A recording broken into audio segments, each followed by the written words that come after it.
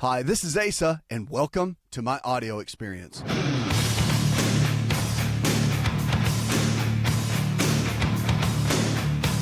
Sugar is a big issue. A lot of people consume it.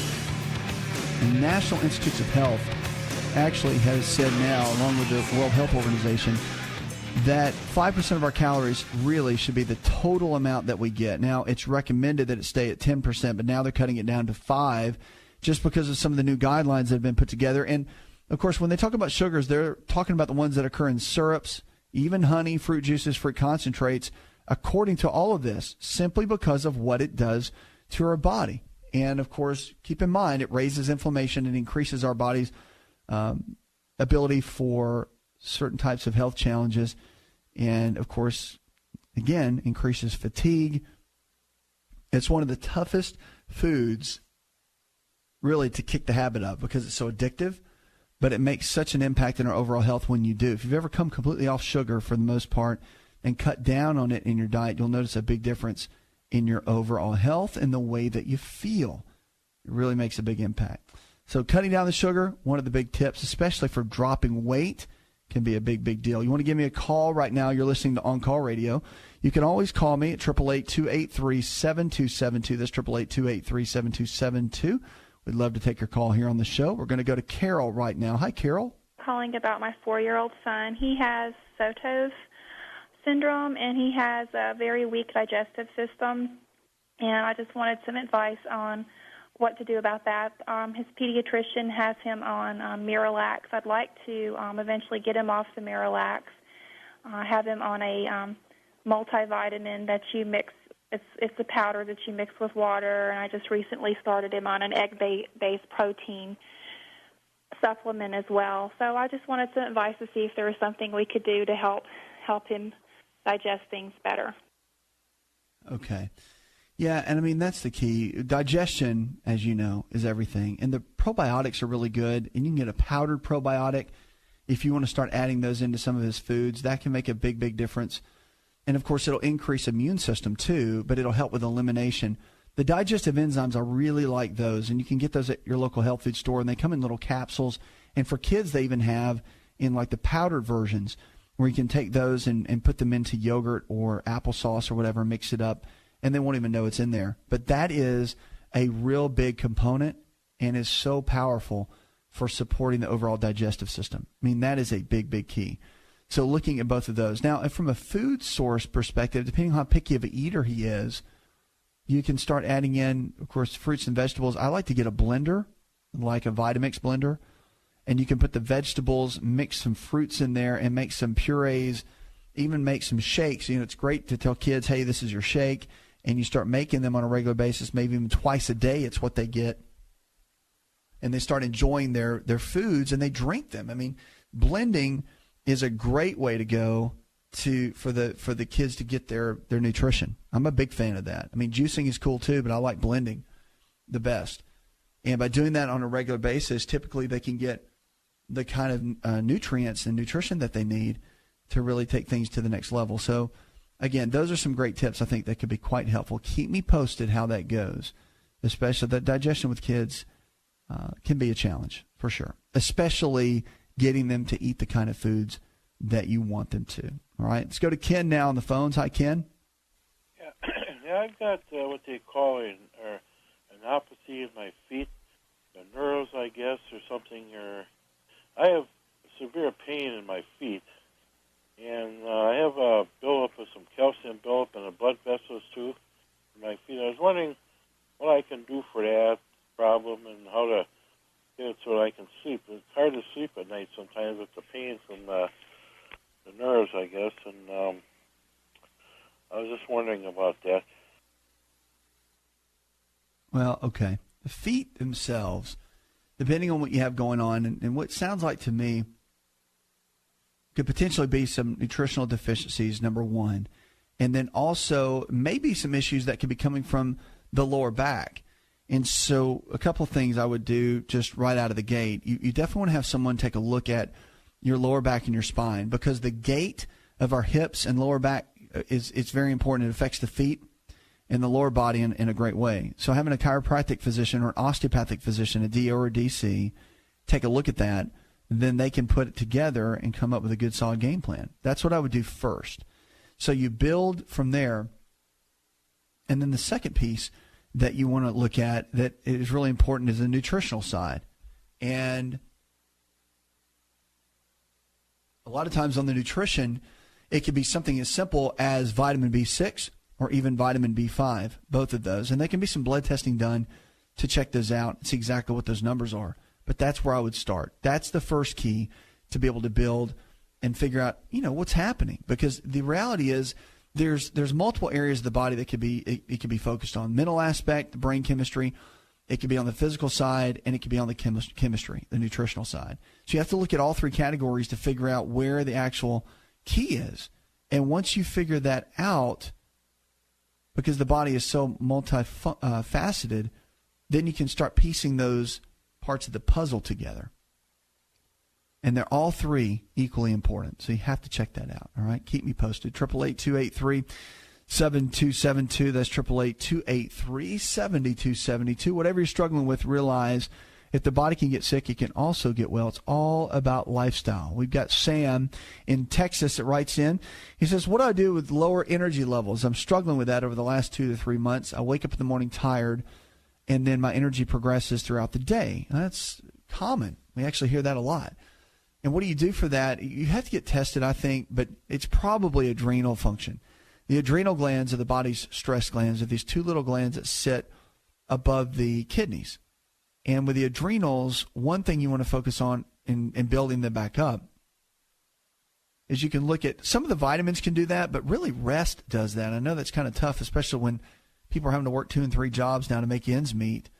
But getting proper rest on a regular basis is an absolute key. And rest comes in the form of obviously sleep that you get at night, but it's taking a full day off a week and just winding it down and just letting your body recharge and regroup.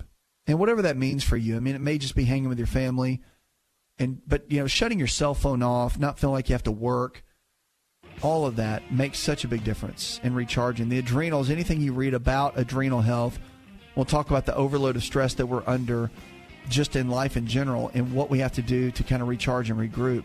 So whatever that means for you, that's going to be important. And then, of course, stay away from a lot of the processed foods, the sugar-based foods, the flours. All of that can play a big role in tearing down the adrenals. So staying away from those foods is going to really, really help build everything back up. Plenty of water every single day. Half your body weight in ounces of water every single day. Coming up, more information to empower your health in your life. Also, got some groundbreaking research that I want to talk about, and we're going to be taking more.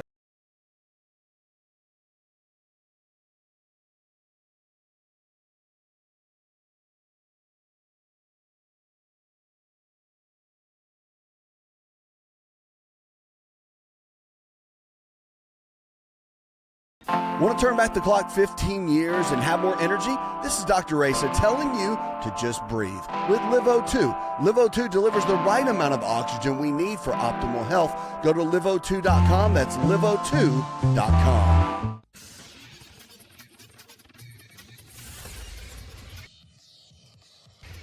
To find out more, connect with On Call Radio online at InShapeNetwork.com.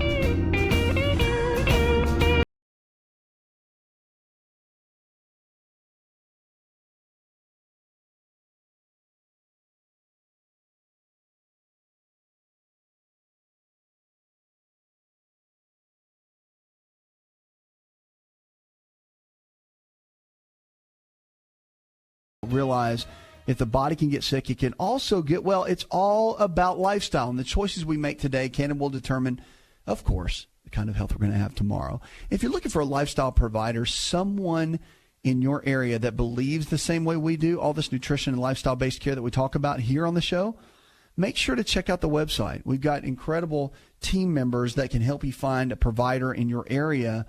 It's growing every single day that can coach you, that can help you really go to that next level with your health and with your life. And we're focused on that to grow and help you make a major impact. On this show, that's what it's all about. Go to the phones and talk with Tony. Hi, Tony. The question that I have is concerning arthritis or gout in the knuckles of your hand, the fingers. Okay, so talking about gout and getting gout, no matter where it is, if it's in the knuckles of your fingers or if it's in your toe or if it's anywhere in the body, it can be quite painful. So that's something you have to be cautious with and be careful because, again, what gout is, it's the inability of the body to break down proteins. And so you're dealing with uric acid crystals that build up in the joints. And when that happens, of course, the pain is there, the inflammation is there. But what's the root cause? I mean, we've got medications that can help reduce the pain, cut down the inflammation. But I think most people really want to get to the root of it so it stops. And that's where you really want to start, is that at that point right there. So making sure that your body gets everything that it needs is going to be a big, big key. And that's what I would focus on at this point. So with that said, you want to do a couple of things. You want to focus mainly on getting the right kind of foods in. Cut out the inflammation-based foods, inflammatory foods. Focus on chicken, fish, beef, or eggs. Of course, these are proteins, but you got to be able to break them down. And that's the issue in the first place. So what do? Well, there's what's called proteolytic enzymes. And it's made from bromelain, which is in pineapple. But these proteolytic enzymes will actually get your body to the point where it will break down your foods rather than just maybe 15 to 20%, which is pretty average for most people's digestive tract, up to about 80 or 90%. The proteolytic enzymes are fantastic. And you take them about an hour after a meal. And, of course, you can use pineapple, but of course, the supplements have a higher level of extract in them. Another natural way to add to your food sources are apple cider vinegar. Apple cider vinegar is just a fantastic way to go to really add in everything that you need. So, again, it's a big key with your overall health, making sure you get the right kind of nutrition in on a regular basis. But it's all about breaking down the proteins. For the uric acid, so the apple cider vinegar, a couple tablespoons with each meal, it'll help break it down. And then, of course, once you get your good bacteria up in the digestive tract and you start getting the body functioning a little bit better, that's where you're going to notice much more of an impact, and you'll be able to see quite the difference. All right, 888-283-7272. Lines are open with questions about your health. You can give me a call right now or go to the web. Binge drinking is a hot topic. A lot of people do it, and they're saying now, if you are a binge drinker, you can shorten your life. If you're drinking, consider it moderate or overall. Many studies talk about moderate drinking, and they've delved into new effects. And they've done some studies at the University of Texas in Austin, and they found that among moderate drinkers, we found that those who binge and have double the odds of dying within the next 20 years compared to those who don't binge. So the researchers analyzed data from a larger study focused on about 400 adults between the age of 55 and 65 who were moderate drinkers. And for the male participants, that meant they downed no more than 4 alcoholic beverages a day and no more than about 14 drinks per week. So it's pretty interesting. So look at your numbers compared to that. Of the total group, the scientists said that about 372 moderate drinkers spread their drinking out over time, while 74 showed periodic episodes of heavy drinking.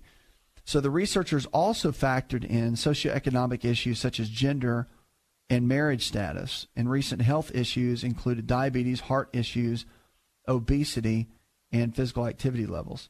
So they said during these studies they found that the shortening of the lifespan was quite interesting. About 25% of moderate drinkers report having these binge drinking habits. So, again, you want to balance everything out. If you do drink alcohol, don't just drink and get hammered, right? And do it 2 or 3 times a week. If you're going to have a drink, but don't just, be cautious with it. Alcohol is not a free-for-all. There are effects of what it does to your body. It can impact your health in a negative way, and you have to be careful with it. It's not just something you can just do and think and say whatever. On a regular basis, keep it to about maybe 2 drinks a week and spread them out. Don't do it every day. That's for sure. 888-283-7272. Lines are open with questions about your health. You can give us a call. You're listening to On Call Radio. Canada is always been known for pretty good health, but I think something from America might be creeping up into Canada. A new study reports that obesity rates in the country has tripled in less than 3 decades. This estimates more than 1 in 5 Canadians will be obese by year 2019. So researchers, they're now saying they reviewed health surveys dating back to 1985 and they looked at their overall percentage. They found about 18% of Canadians were obese, up from about 6%. So it's almost doubled in a couple of decades. Almost 36% of the people in the United States are obese, which means they have a body mass index, a BMI, of 30 or more. So, of course, the BMI is measured between the body fat based on height and weight. So it's interesting. They did these studies in the Newfoundland, Labrador, and New Brunswick, and they said that obesity is categorized as class 1, 2, and 3 being the most severe. And during this period, they're saying that the rates of their people in Canada are going up tremendously. So 35% they found in British Columbia. So we got to jump in Canada and make a difference too. It's not just America, even though we are the most obese country in the world. We got to jump in and make Canada a difference. And of course, we're on some stations up there in Canada. So Canada, we're doing everything we can to help you. Coming up, more information to empower your health. Give us a call. Don't go anywhere.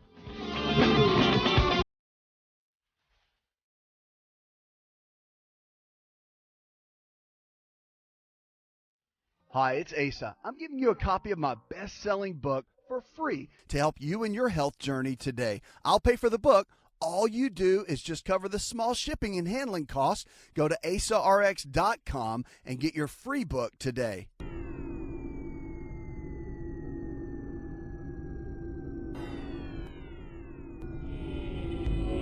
To find out more, visit the show online, InShapeNetwork.com.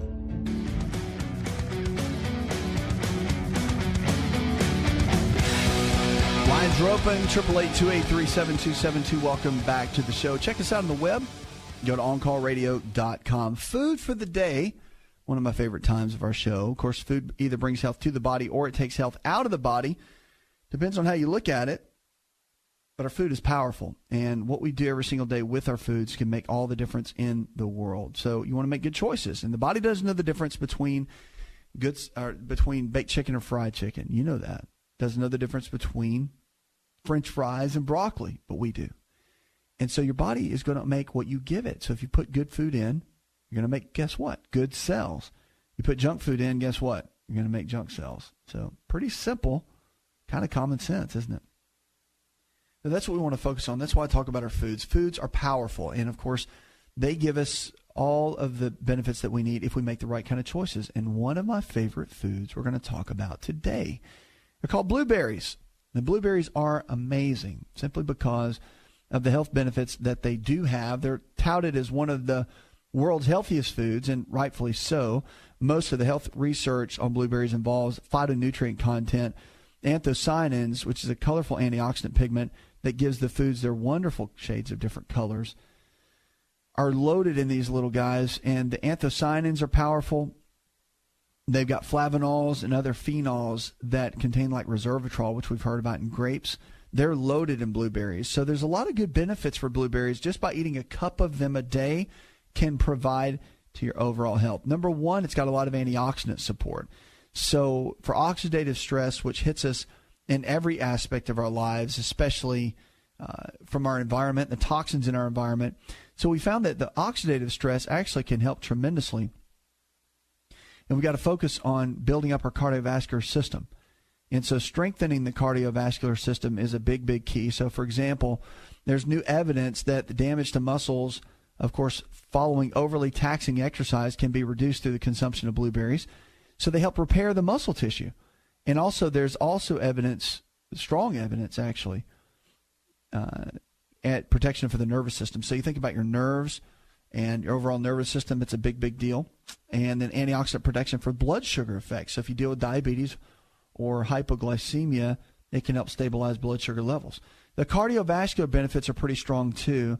There's a lot of support in the many different pathways for cardio support that are so striking for the blueberry research. In the repeated studies of blueberry consumption and blueberry intake, they showed that it can raise the HDL cholesterol and lower the triglycerides. And at the same time, the blueberry intake has been shown to help protect against the blood components like the LDL cholesterol. So from oxygen damage that could lead to eventual clogging of the blood vessels, the protection has also been shown for the cells lining the blood vessel walls to be very protective. So again, this is 1 to 2 cups of blueberries a day can give us these kind of benefits. Also, nitric oxide, which is the big deal for cardio protection, the blueberries can actually help with nitric oxide.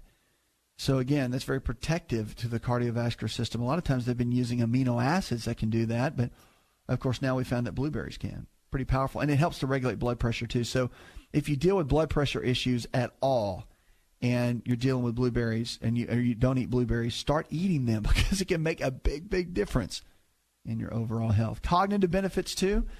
That's another one. So a lot of the new exciting areas of research with blueberries in the area of cognitive benefits. One study involved older adults with an average age of about 76 years. They did a study with 12 weeks of daily blueberry consumption. It was enough to improve scores on 2 different tests of the cognitive function, including memory.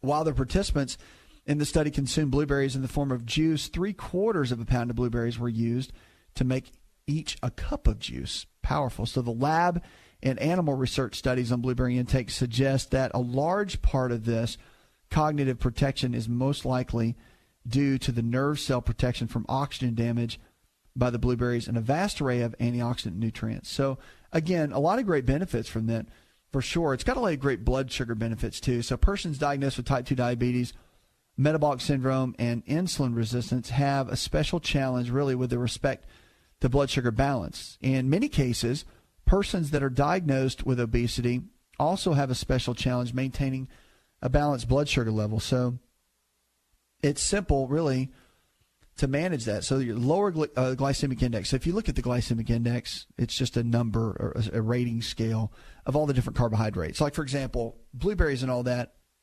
score down around 30, but a baked potato might score around 65 or 70. So it's important for, if you're dealing with blood sugar related issues at all, that you want to eat foods, carbohydrates particularly, that are lower on the GI scale. And blueberries, they hit that, and they help to regulate blood sugar levels. They're really, really good for eye health too. So one key that you want to look at with blueberries is the overall eye health. I mean, the retina of the eye is this unique place in our body, and it has such a sensitive area, really, and oxidative stress can really go after it. But if you're eating foods that will be eye protective, so to speak, then that can make a big difference. And, of course, not only just having protection on the eyes, which is really important, but actually looking and getting the right kind of nutrition in on a regular basis that can protect the eyes as well. Now, there's a lot of anti-cancer benefits to this, too.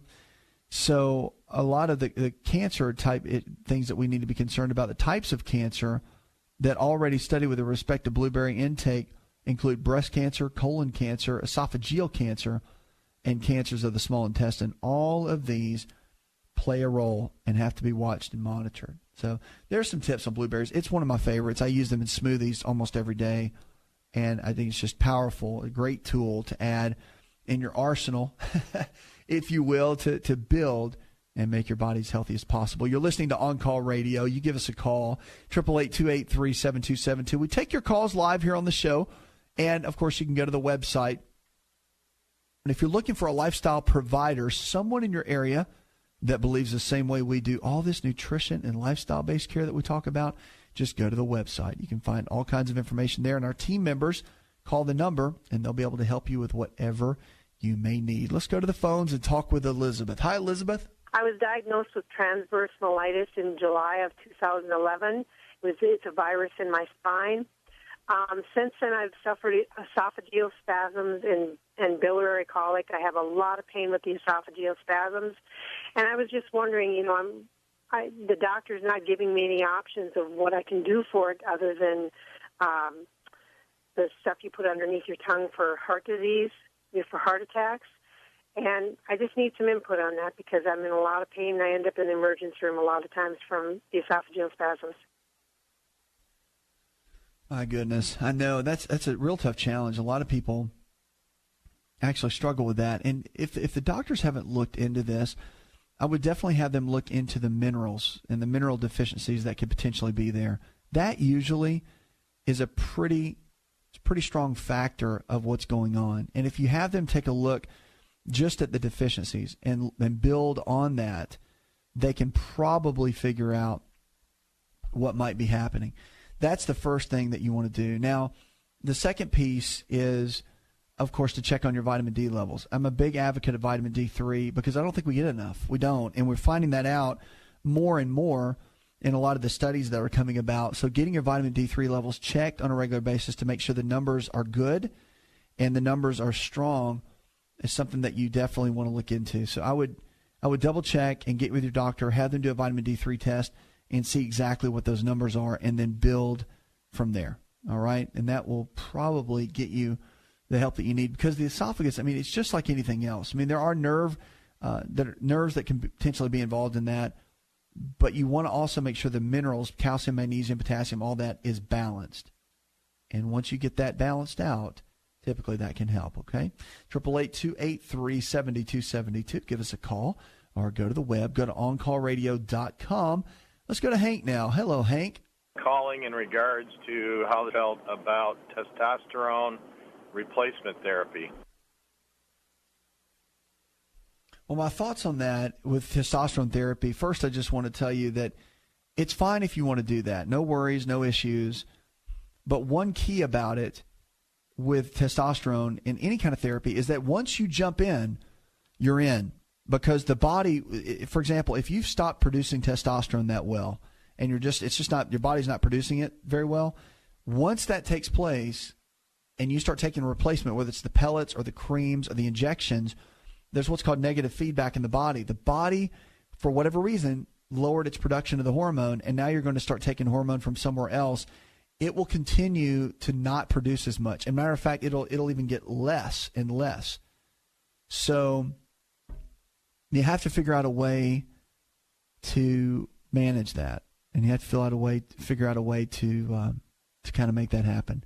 So I would encourage you in the middle of all that to really build a solid game plan of ways to increase your own testosterone levels first before jumping down that route. I'm not saying the hormone therapy is bad.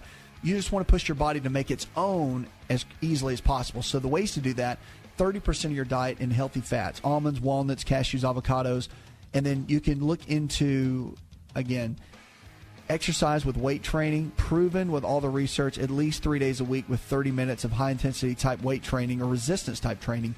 And then there's some herbs out there that help, tribulus, maca root, ashwagandha, zinc. Those, look into some of those, talk to your folks at the health food store and look at those levels, because all of that is very, very important to building those testosterone levels and getting them where they need to be. So many of our lifestyle factors matter. Stress is a big key too, but those three that I mentioned are the top. Coming up, more information to empower your health. You're listening to On Call Radio.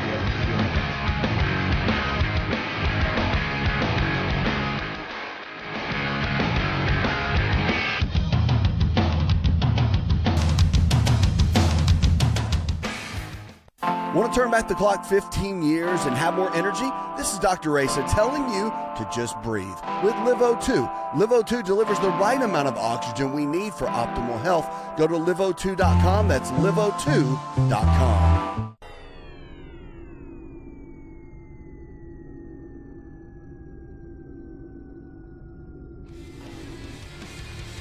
Connect with On Call Radio and watch On Call TV.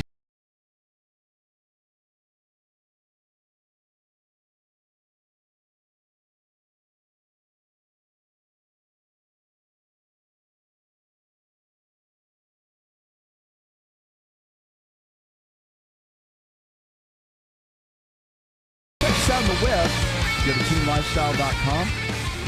We can help you along the way to go to the next level with your health and with your life. Now, so many people are struggling with body fat and they struggle with weight loss, and it's a big topic. And I'll tell you, one of the topics that we get into in losing the body fat or finding ways to do it. Now, cortisol, this is what I want to hit on. There's so many aspects of weight loss that we can talk about, but one is cortisol. It's a stress hormone that's produced by the adrenals. And when cortisol levels are up in the body, and this happens due to poor diet, so if you eat a lot of processed foods, drink a lot of coffee, eat a lot of sugar, you're going to raise cortisol levels all throughout the day. It's a normal part of the physiology of the body. When cortisol levels go up, of course, your ability to store body fat around the midsection goes up, which is not a good thing. And, of course, you're going to decrease lean muscle tissue. That's not a good thing either. So getting to a place where you can manage your overall body system and you can get your body functioning at a better level, that's going to be an absolute key. So I want to encourage you to begin to focus on getting cortisol level. It's like cortisol management would be a good topic. And the way to lower cortisol levels, you want to get plenty of rest. I would rest 1 full day a week. You can exercise 5-6 days a week if you want to, but just keep the duration of it lower. So the duration of your exercise routine should be around no more than about 45 minutes tops. And that's including cardio and weights. No matter how you mix and match it, to really make an impact, you have to keep it at a low level. You can't be maxing it out. You've got to keep it at a very low level. So that should be a big focus. Now, the other key, too, that is very important, I think, for each person to follow with keeping cortisol levels low is drinking plenty of green tea. Green tea it's just one of those superfoods. The more I study green tea, of course, I drink it every day, but the more I study it, the more it's just like, it seems like there's constantly new things that it does, and it just helps our body in so many different ways. Green tea actually helps lower cortisol levels, and it works like a component called phosphatidylserine, and this substance with the big funny name, phosphatidylserine, can be quite helpful at supporting the body and making a big difference as far as cutting down the cortisol levels. So drinking just 8 ounces of green tea every single day can help lower cortisol levels. So again, if you're looking at dropping belly fat, that's a great way to go. 888-283-7272. That's 888-283-7272. You're listening to On Call Radio. Also, if you're looking for a lifestyle provider, someone in your area that believes the same way we do, focuses on nutrition and lifestyle-based care, call the same number if you're looking for a lifestyle provider, 888-283-7272. And we can get someone to help you right there in your area.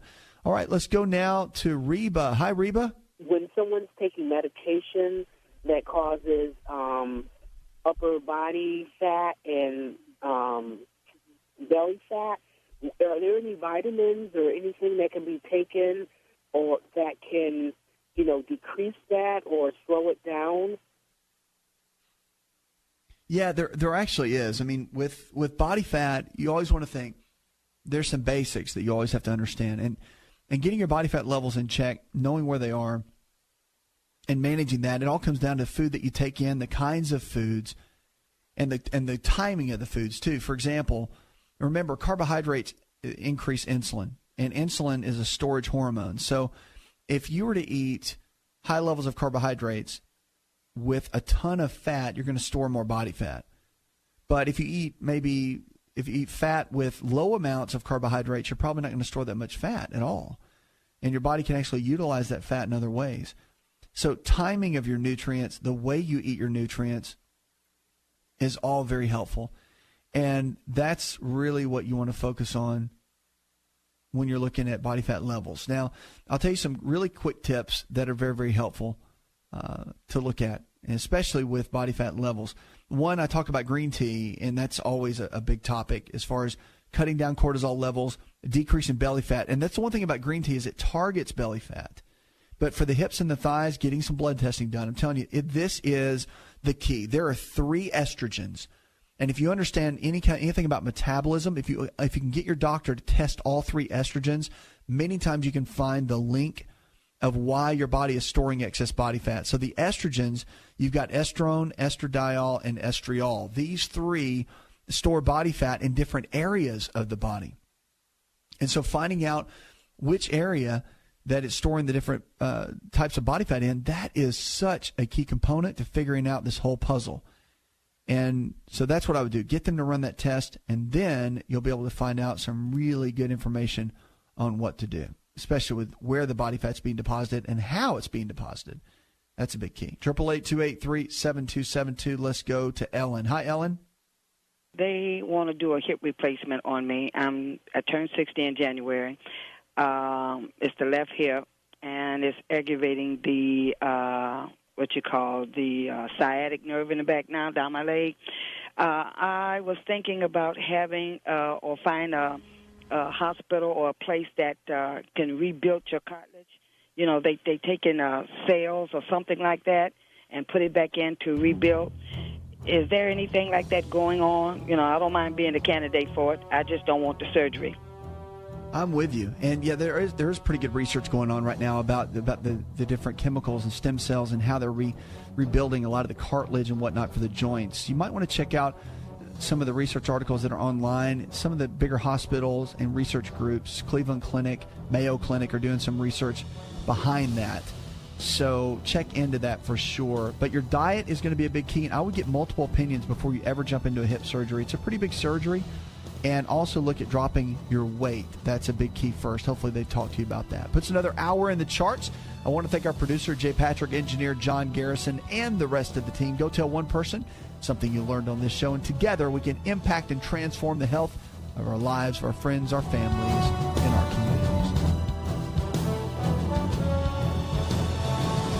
You could listen to the ASA RX audio experience on Spotify and Pandora. For all the ways to watch and listen, check out our show page at asarx.com/experience. Hi, it's Asa. I'm giving you a copy of my best-selling book for free to help you in your health journey today. I'll pay for the book. All you do is just cover the small shipping and handling costs. Go to asarx.com and get your free book today. This episode is over, but check episode notes for links to products and services you've heard about on this episode. Thanks for listening and subscribing. Please share the ASA RX audio experience with others and stay in touch by giving us your comment or review.